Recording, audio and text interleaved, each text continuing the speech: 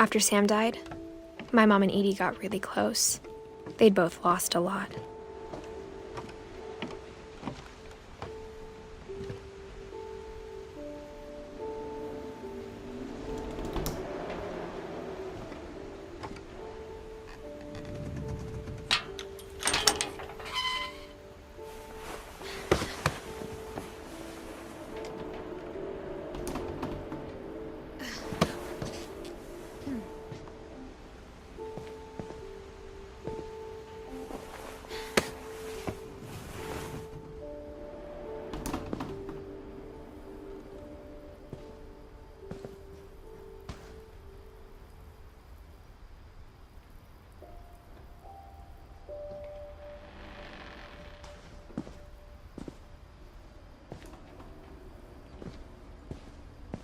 I can't imagine my mom ever writing poetry, and yet...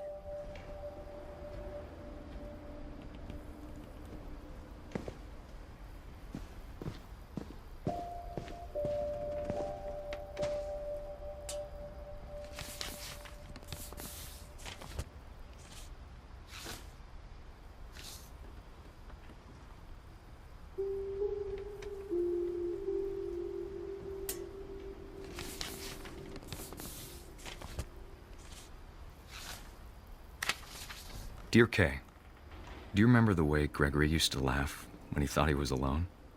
Like something funny was happening, but only he could see it.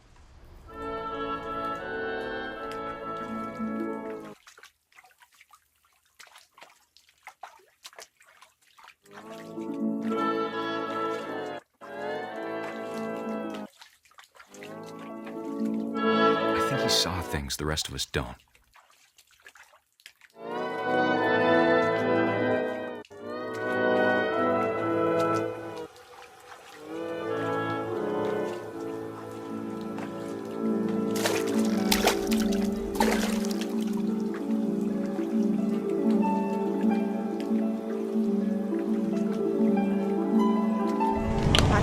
Gregory, it's time to...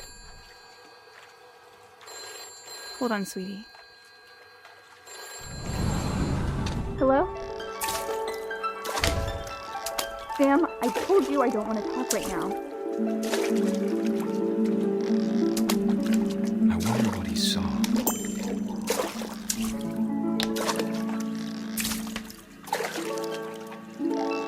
What his world was like.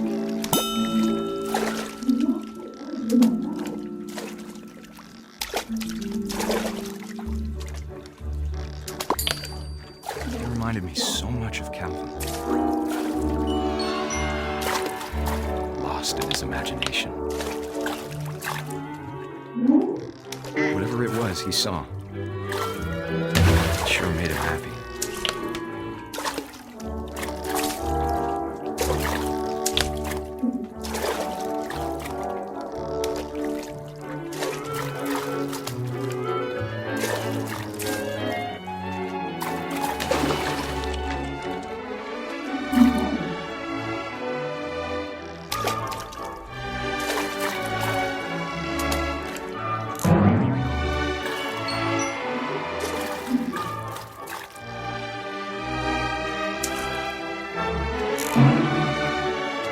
How silly it sounds.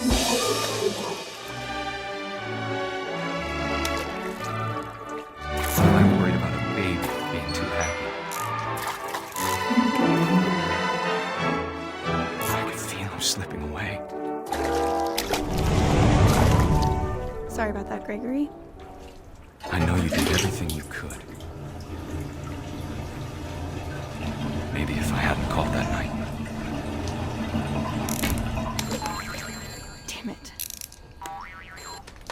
Oh, Ron, I don't want Gregory to hear this. I wish he could have told us about the world he saw.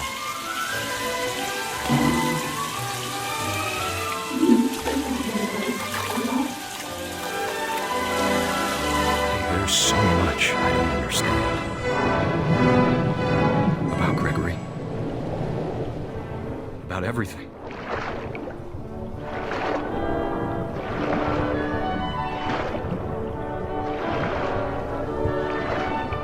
But I know what happened wasn't your fault.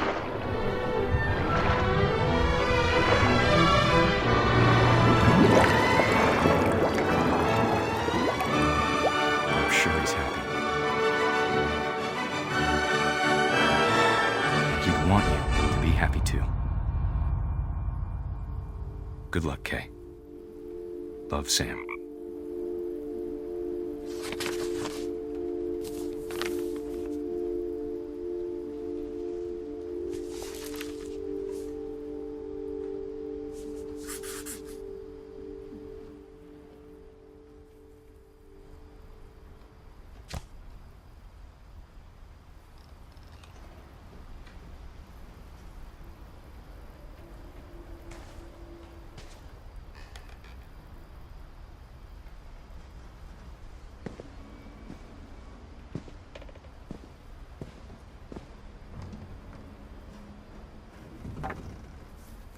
A poem for Gus, who always said the wedding was a bad idea. Our father never hit us kids, at least not very hard, before the day my brother said with teenage disregard that he'd be dead before he'd see a wedding in our yard.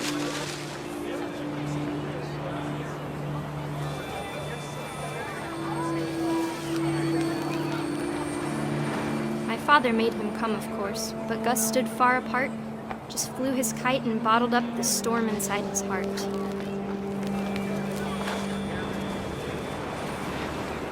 I tried to talk him out of it, but though he'd never met me, "We don't need a stepmom," were the words that I now remembered. pronounce you husband and wife.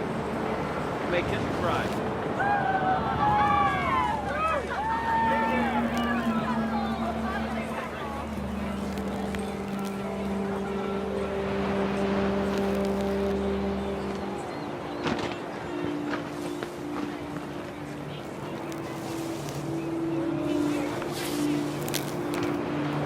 When the time for photos came, Dad ordered him to come here.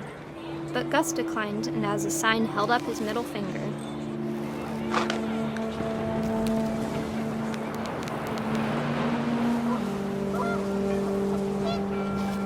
The wind picked up, and panicked geese appeared and quickly went. But all the humans did that day was go inside the tent.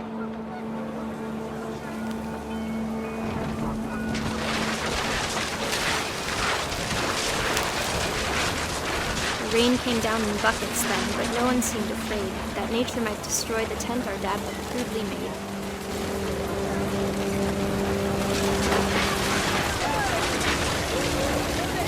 The thunder sounded much too close and full of angry power. But all my father said to this was, "Make the music louder."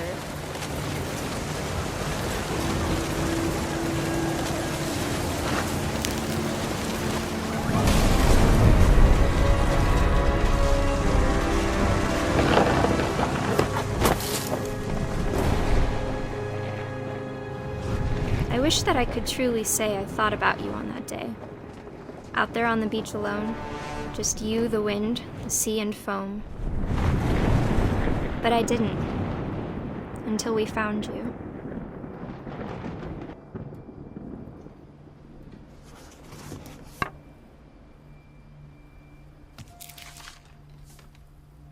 She never talked about him, but Mom told me once if I was a boy, they were going to name me Gus.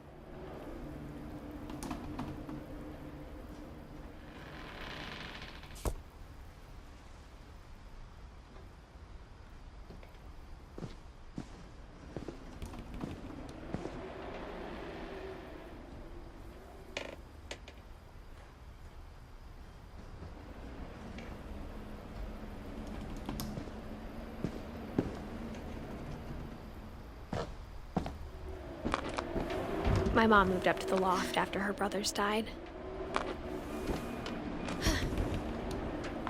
At the time, it was as far away as she could get.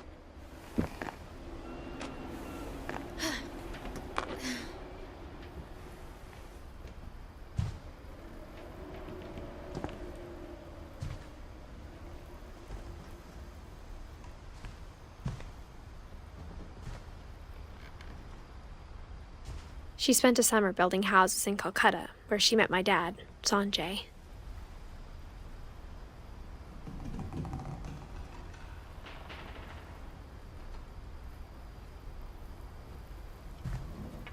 My mom moved to India a week after graduation and got a job teaching English. Louis was born a year later.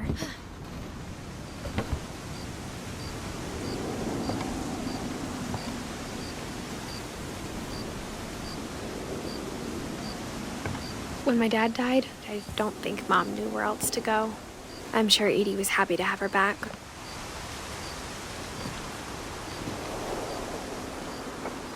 And to see kids in the house again.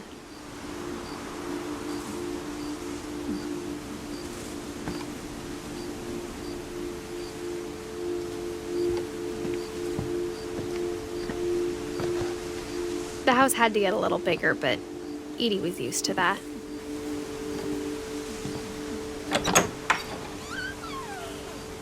And for a while, things were good. Almost normal.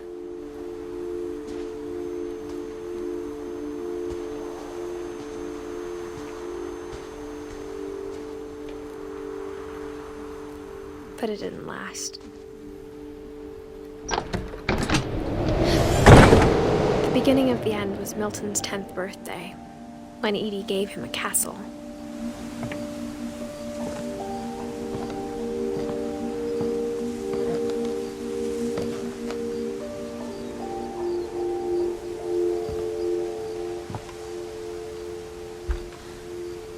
After Milton disappeared, the only thing he left behind was a room full of paintings.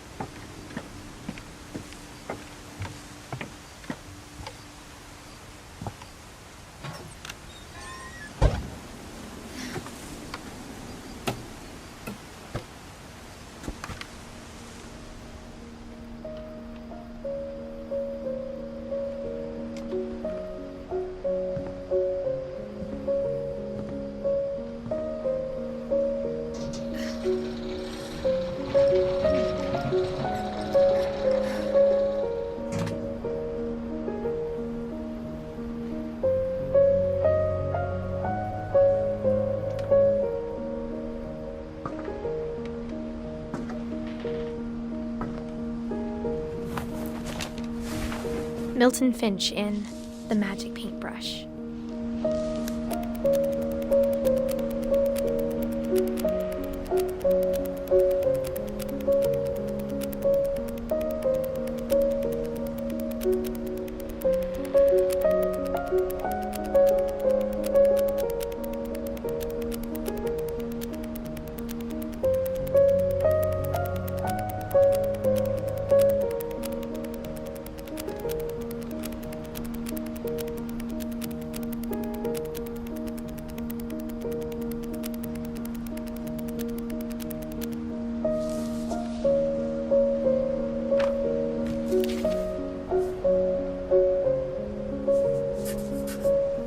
I was 4 when Milton disappeared.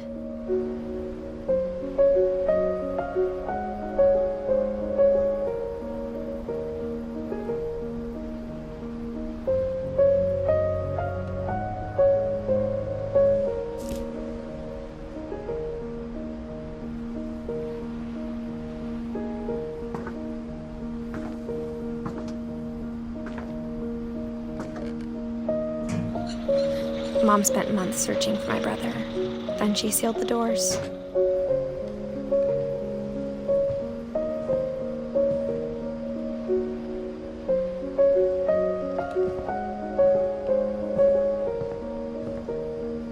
Whatever Milton had found in the house, Mom didn't want it getting out.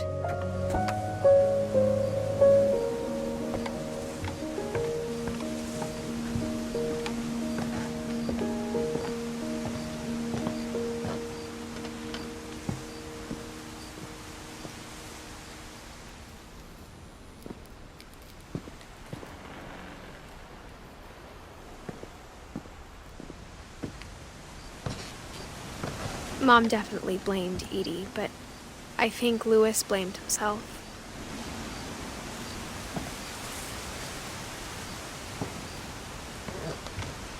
After he graduated, he just spent more and more time in his room, until Mom got him a job at the cannery. Everyone always told me to stay out of Lewis's room, except Lewis.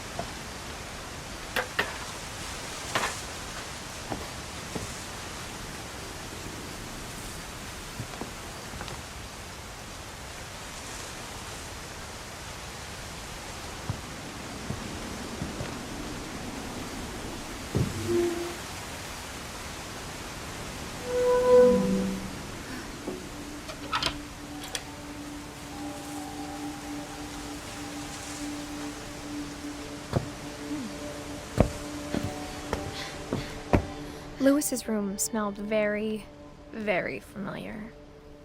That part of him lived on.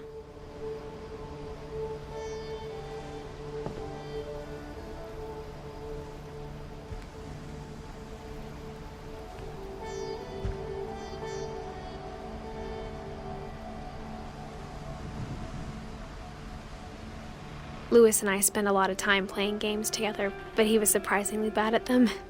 He died a lot.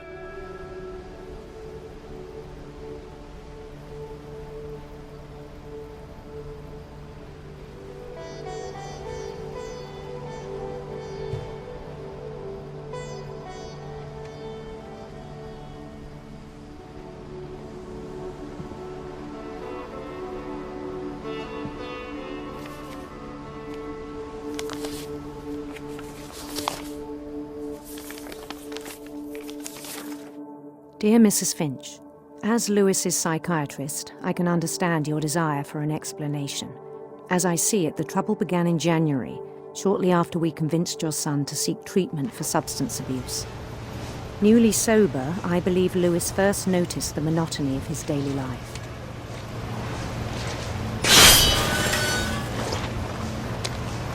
He kept working at the cannery, but he withdrew part of himself. In our sessions, I saw the same behavior. His mind began to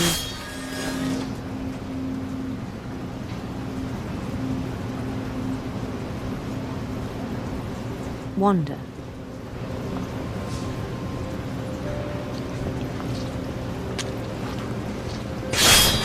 I asked him to describe it.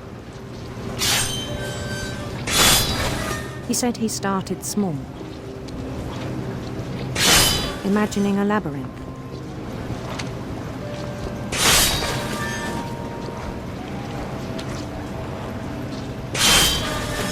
He'd feel his way about.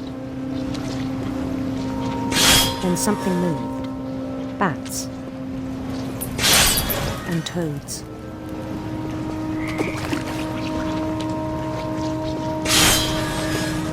And things that have not names. He knew it was all in his head.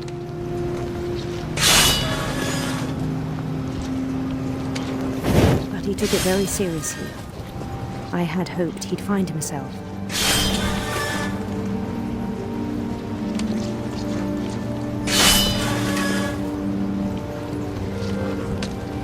But he found something more.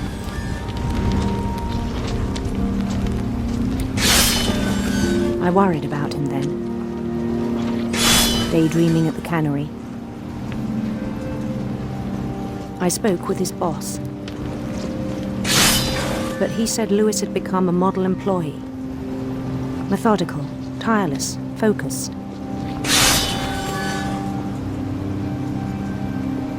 Like a whole new Lewis. So I let him go on.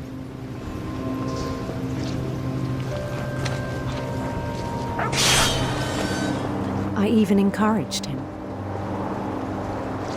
It seemed very promising at first.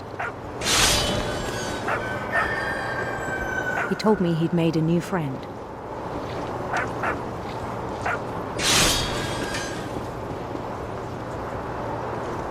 On the edge of a city he named Lewis Topia. He built the city up slowly, brick by brick.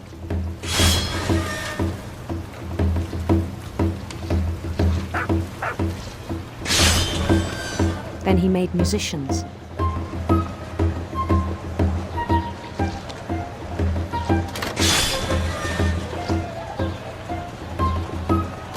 And songs for them to play. He talked about starting a band. And he was always humming something. Every day his imagination grew stronger.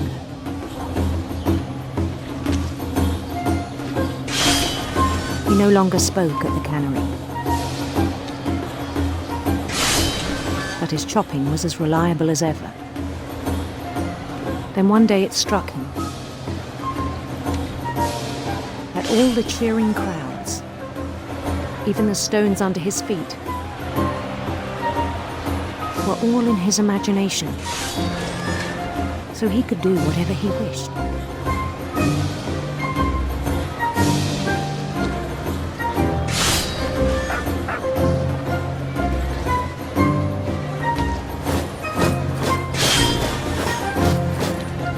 He held an election for mayor, and he won. They begged him to stay, but his mind was already wandering. It became a game for him.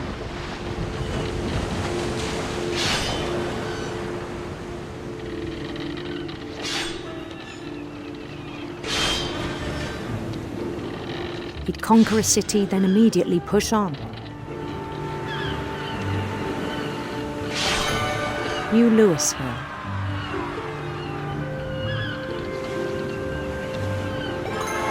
St. Louis. He started drifting away from our reality.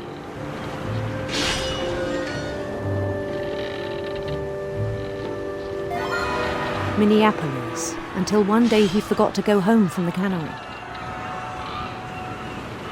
Even as his mother pleaded with him, part of Lewis kept sailing on.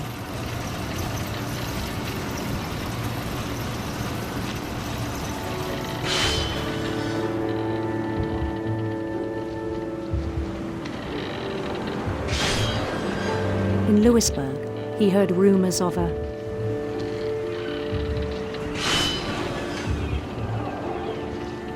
handsome queen.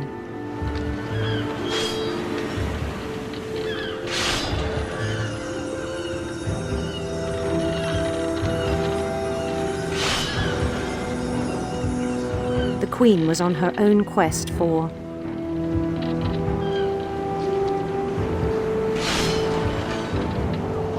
sinister serpents.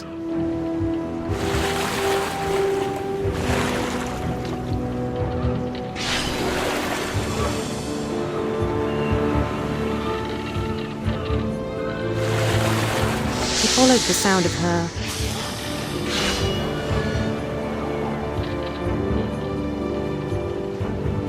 electric sitar.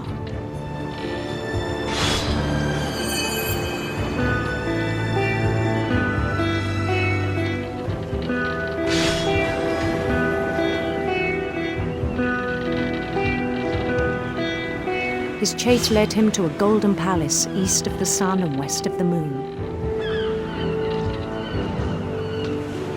Even then, his logic remained sound.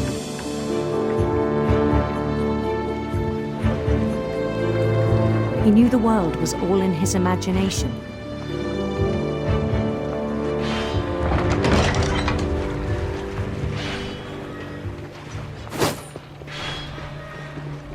But he was so proud of having created it.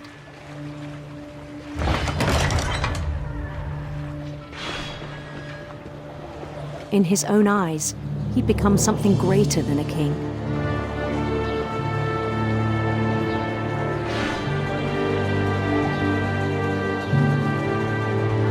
For someone who'd never known success in the real world, I think it was overwhelming. And then it struck him that the real Lewis was not the one chopping salmon, but the one climbing the steps of a golden palace.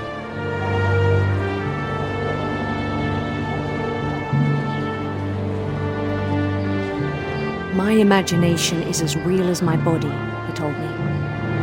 It was hard to argue with him.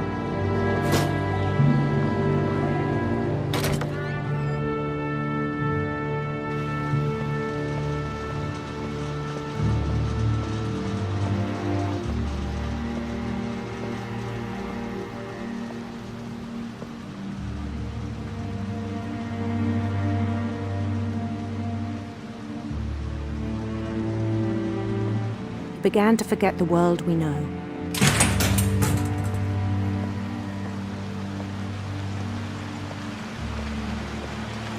I think it pained him to remember Lewis, the cannery worker.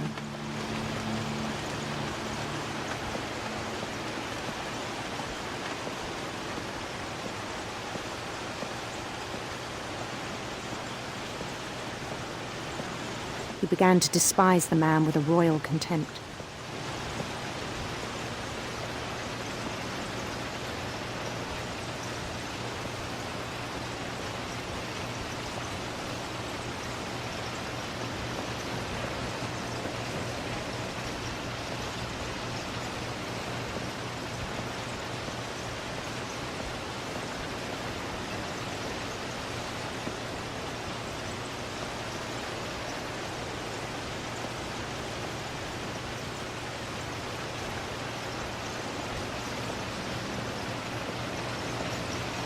I still thought I could save him. Even after he said he was being crowned king over all the lands of wonder. The palace would be packed with his companions.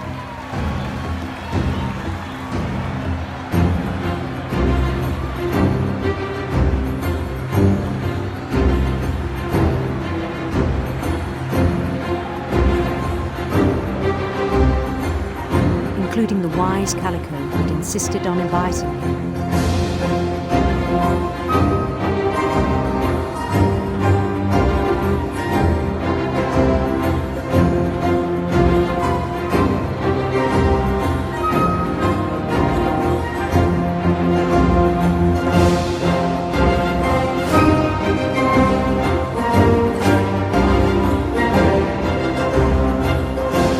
His queen waited, holding his crown.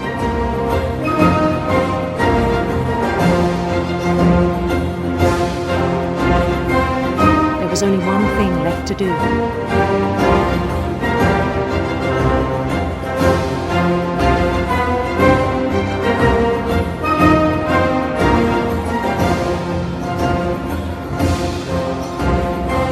Bend down his head.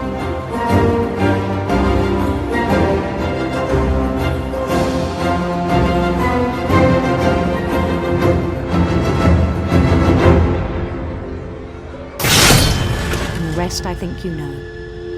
Mrs. Finch, your son was a kind man who will be missed by all of us who knew him.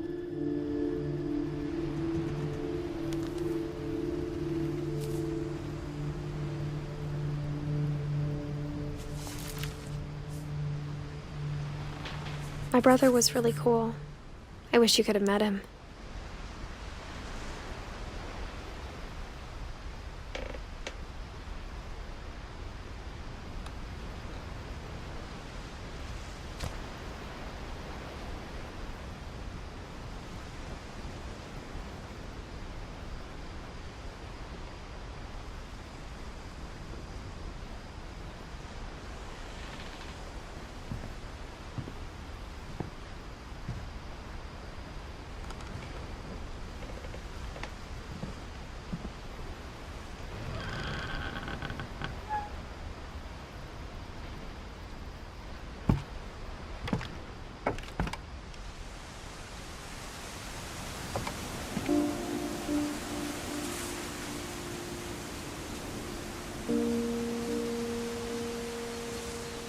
On the way back from Lewis's funeral, my mom told me to start packing.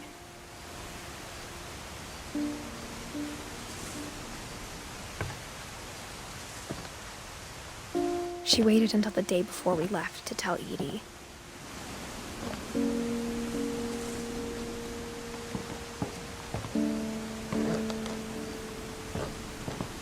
I'm not sure if she wanted to make it easier or harder.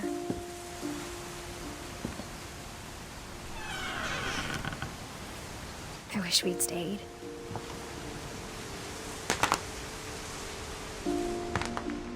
But I understand why we left.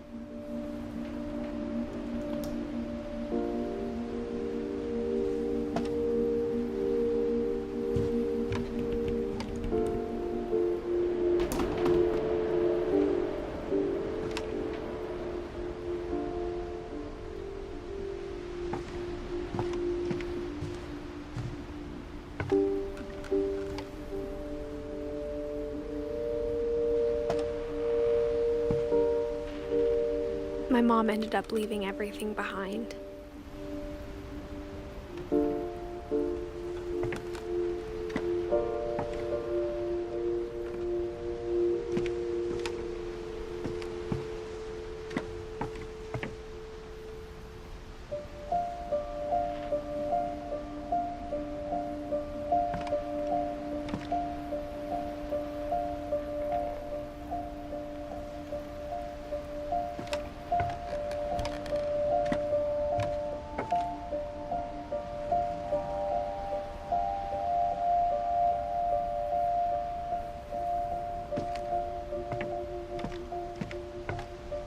What happened that night had been coming for a long time.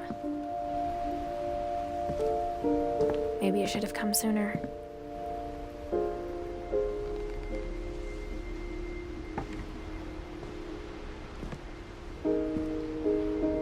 But it had to end one way or another. All that's left now is to tell you about that last night.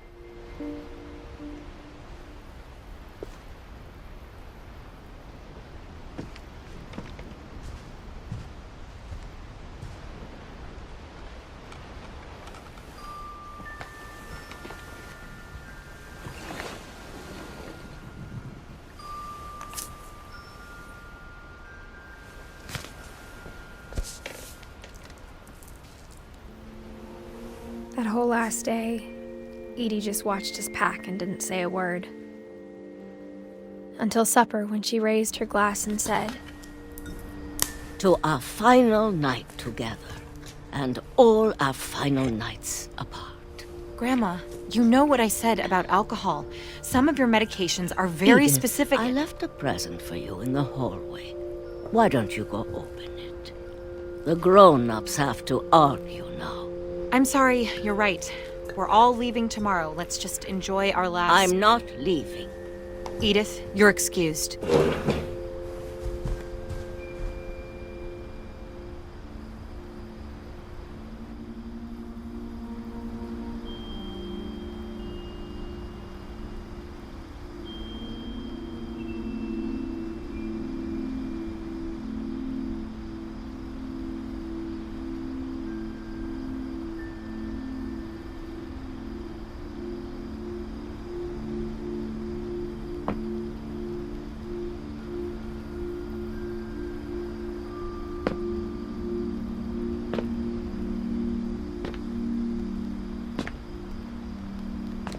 The power had been shut off that morning, but Edie always had plenty of candles. When my mom sealed the library, I don't think she knew about the other entrance.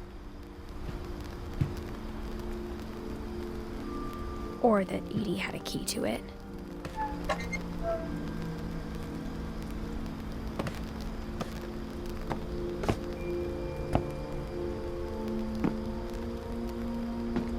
That thing you're afraid of isn't going to end when you leave the house.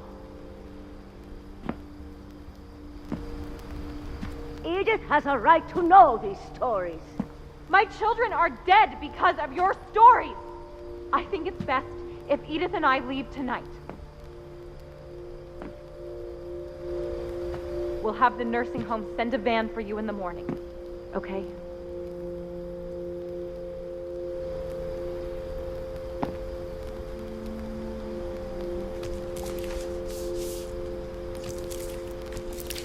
Dear Edith, there's so many stories I wish I could tell you, but there's only time for one. This is about what happened on the night you were born. That night, the tide went way, way out.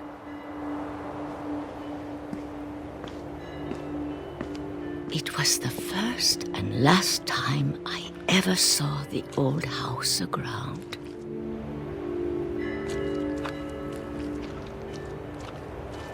There'd been an earthquake out in the middle of the ocean. They called it the lowest tide in 1,000 years. God, it smelled awful. You know, I've seen that house every day of my life. But I never thought I'd go back to it. When the fog rolled in, I lost my way.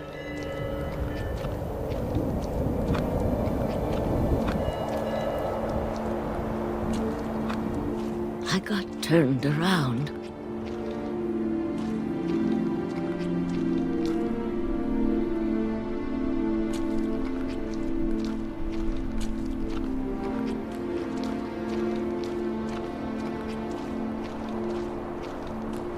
For a while, I wandered.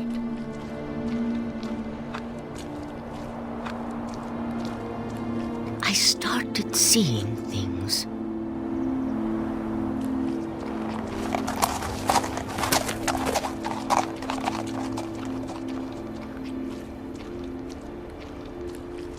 Things I'd forgotten had ever existed.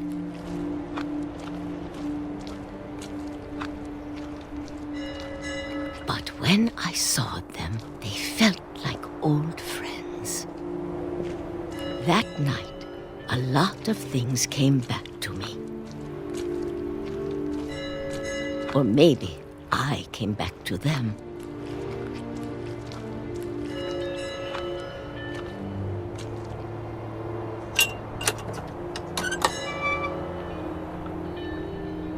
Things I can't explain, but that I need you to try and... Edith, what are you doing in here? It's mine. Edith! Mom, you're gonna rip it. Let go! I kicked and screamed, but Mom dragged me to the car. I never saw Great-Grandma Edie again. The next morning, the van came to pick her up, but she was already gone. After that, we moved around a lot.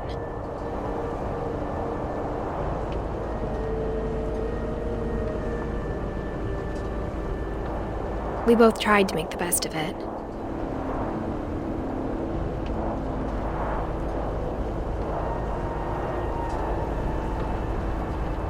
A few years went by.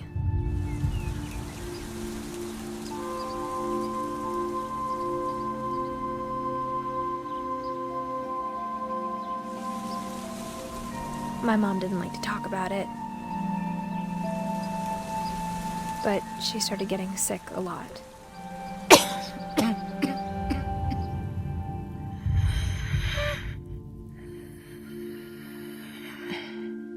She got better for a while, and then she didn't. And then I was alone. The last Finch left alive.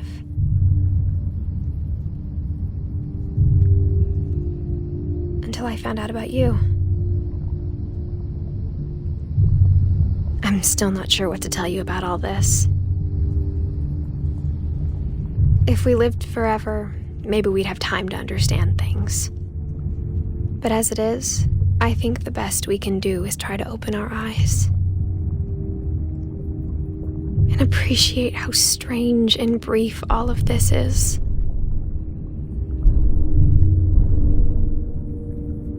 This journal was supposed to be for you. But now I hope you'll never see it. I just want to meet you and tell you all these stories myself. But I guess if you're reading this now, things didn't work out that way.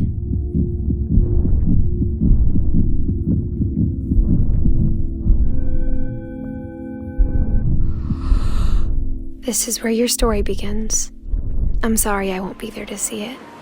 It's a lot to ask, but I don't want you to be sad that I'm gone. I want you to be amazed that any of us ever had a chance to be here at all. Good luck.